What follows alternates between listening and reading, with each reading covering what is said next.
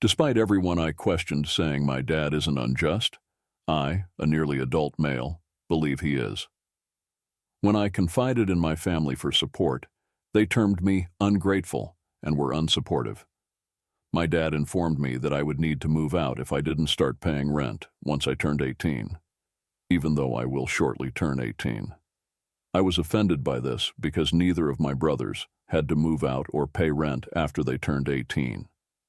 Only 2 years ago did my 25-year-old older brother move out, and my 22-year-old younger brother is still living with us. When I brought this up to him, he informed me that he was aware of his mistakes in raising kids and that he would not repeat them with me. When I asked my father whether he was talking to my 22-year-old brother, he informed me that he wasn't, since he didn't have a job and would be destitute if he kicked him out. I questioned my father about why, despite his desire to keep me homeless. He cared about him not being homeless. He assured me that if I decided to move out, he would co-sign the lease and assist me in finding an apartment. My dad told me he didn't trust him when I asked why he wouldn't just do this for my brother, which infuriated me even more. It seems like I'm being penalized for my good behavior. I told my dad this and that he wouldn't have to put all of his regrets on me if he had been a better parent. When my dad saw me crying, he told me I was being unjust. He responded, I can't fault him for everything because he tried his best, because I knew how hard he worked to raise all of us. When I tried to persuade my dad that he was the one being unjust, I phoned my relatives, and they told me that I should be thankful that my dad thinks well of me and that they support him. They informed me that his only mistake was allowing my brothers to remain for as long as they did, and they were relieved that he wouldn't help me. I didn't do anything improper. I don't think it's fair at all that I feel like I'm being punished for my brother's conduct. It's you who is the fool. Greetings from maturity. It's not fair in life. When the time comes, pay your rent to help your dad save money so you can move out when you're ready. He's merely telling you that you need to make an effort to stay, not that he's throwing you out. In this, I agree with you. The fact that he claims his entire family supports his father leads me to believe there may be more to this tale.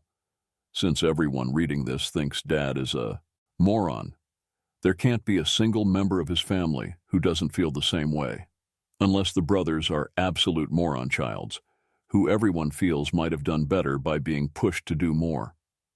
Even when a father steps up incorrectly, as he did in this instance, I can see a family coming together in support. Dad is the moron, not Op. Brothers are family. Op isn't. The fact that Dad raised his 2 elder children improperly is not Op's fault.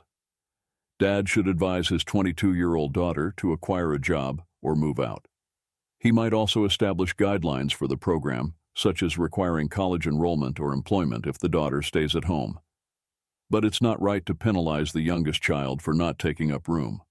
Why have children if you want to throw them away after 18 years? I fail to see the purpose. This is exactly how a father who isn't close to his son should be. In this economy, leaving home at 18 puts you at risk of failure, particularly if you plan to pursue further education. Sorry, but this is the point at which you discover that you are not his biological child, that he despises your mother, or that he cheated on you when you were born.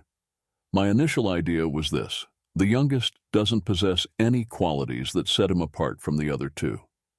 Get your father to co-sign a lease, relocate out of your butt, and limit communication for the time being because parents have preferences, guy. It's okay for you to feel the way you do.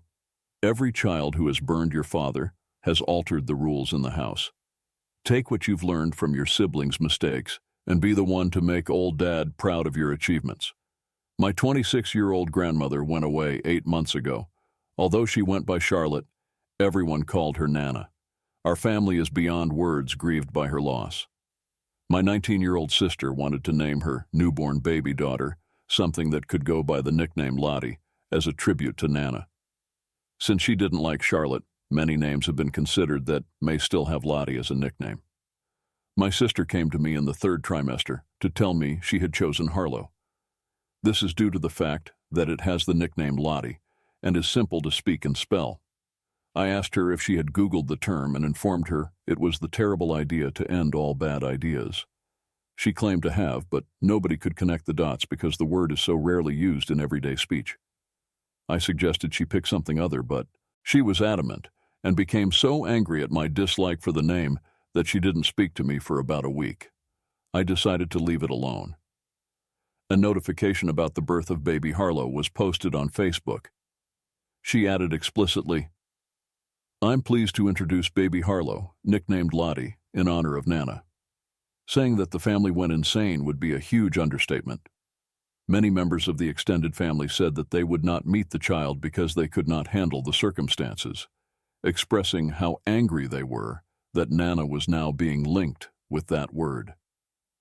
When I told my sister I had tried to warn her, she became very upset and complained I hadn't warned her enough. My sister had called out to me in tears.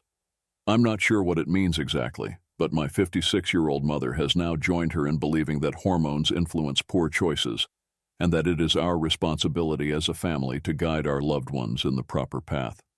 She claimed that I should have realized that a teen's choice of a baby name, Harlow, would bring tears to their eyes and that I ought to have taken more action. For the avoidance of doubt, my sister wanted to surprise everyone with a heartfelt homage to Nana, so she didn't tell my mum the name ahead of time. The fact that so many bereaved individuals now have to cope with this linkage bothers me a lot, and perhaps I should have done more to persuade her. Was I the foolish one? It's very funny. I wish I could have been there when they called the nurse that name. Absolute death. You carried out your task, not the fool. Your mother shouldn't be blaming her on you or the hormones. You can't fix stupid. Why hadn't she just given the kid the name Lottie? If they're going to refer to her as Lottie all the time anyhow, why would they need another name? Her preference was not to have her child named after a nickname. I would merely recommend naming her Lottie. She desired something appropriate for court filings. Oh, that adorable Kid of July. Oh, it's becoming funnier and funnier, this. For legal documents, Harlow, you sister's procreation is reducing the amount of intelligence in the human gene pool. Really, has she always been foolish, or is this newfound craziness brought on by pregnant hormones? Make her. You should have warned her more. I wouldn't discuss this with her. She sounds like the kind of person who engages with those around her to make them stupid. I sincerely hope that she is renaming the child. What a ditz, haha. My mom had 3 brothers from her first marriage and was a widow when she married my dad. They were 8, 9, and 11 years old when I was born, and I believe their father had already been gone for 3 or 4 years. They were never overly into me, even though I can now say that I always loved and looked up to them. That gulf between us never went away, even though Mom would gather us all for movie evenings, family game nights, hikes, bowling, museum tours, and other activities. I was too caught up in the moment when they came around to notice how cold they were to me, or how much they avoided being around me when I was younger. I felt so lucky to have 3 big brothers, and people used to tell me how sweet it was to be a little girl with 3 much older brothers who looked out for her and protected her, so I thought that was how it was. They don't really get along with my dad either, but I knew they had a different connection, so I assumed it was normal. Still, I believed them to be biological siblings. I suppose the event that opened my eyes was my older brother's wedding, which took place last year. I believe my brother's wife took several pictures of the brothers in various stances and situations, and my brothers had pictures shot together. All of my siblings were posed with my brother and his wife, but I was not among them. There were no pictures of me with my siblings. Even when my mother came to get me, I was not included in the pictures that were shot. My brother insisted I would only be in the last larger group shot, even though my mom had told him I was waiting. In the picture of the immediate family, there was only my mother, my brother, and 3 brothers, together with my brother's wife's parents and siblings. That didn't involve Dad and me. One of the main highlights was when my brother and his wife's younger sister, who is probably a teen, performed this incredibly adorable dance. However, neither he nor my other brothers danced with me at all. I was still upset by it 2 or 3 months after the wedding, After that, when we got to my brother's house, I realized I wasn't in the official wedding photo. You wouldn't even know I was there, really. I told my parents I didn't want to go back to the house since it upset me. I became rather irritated about the entire ceremony, and then I broke down in tears when I saw the picture in his home. My brother infuriated my mother to no end. She was admonished by all three of my brothers that she was being too dramatic and meddling. They said I was making a big deal out of something I shouldn't be because I should know they're not close to me and don't consider me as their real sister. She told them how unhappy she was about it. They suggested that I should simply forget about it and that I was just being an overly dramatic baby. They were furious with me. I'm still having arguments with Mom about it. Am I the foolish one? It breaks my heart to see this. No, you are not the fool, of course. Perhaps I might have understood how difficult it must have been for them to lose their father and then watch their mother start a new family when they were still small. Even nonetheless, they've grown up and their actions are appalling. I really apologize. How you felt while you waited for your photo to be taken is beyond me. What really struck me was the dance with his fiancée's sister. That breaks my heart. I apologize that you had to go through such unnecessary rejection. They could have taken a few pictures with her and never ordered any, for no additional expense. It's not as if the quantity of pictures that can be shot at a wedding has any restrictions. They are awful. You have to come to terms with the fact that they don't like you and accept the possibility that you won't ever know why. I apologize. This is awful. And you are not the child at fault. Some individuals are just egotistical fools. I'm not on board. In my opinion, the writer who said, "My mom wants me to treat her daughter like my sister when she isn't," and the man who replaced my dead dad like my father, was a brother. That's why I didn't want them in my wedding pictures. Everyone in this room would be arguing that the brothers weren't the idiots and that their parents shouldn't make them fit in with the new family, among other things. It is not possible to make someone adore you. Compared to you, your mother's other children have had a different experience with family relations and life. A typical sibling relationship is never owed or required. Even though it hurt, a number of my 26 female pals stopped by our house for lunch. Some of them brought their children with them. My friend Nora, 28, has a son named Jack, who is a preschooler who is known for misbehaving.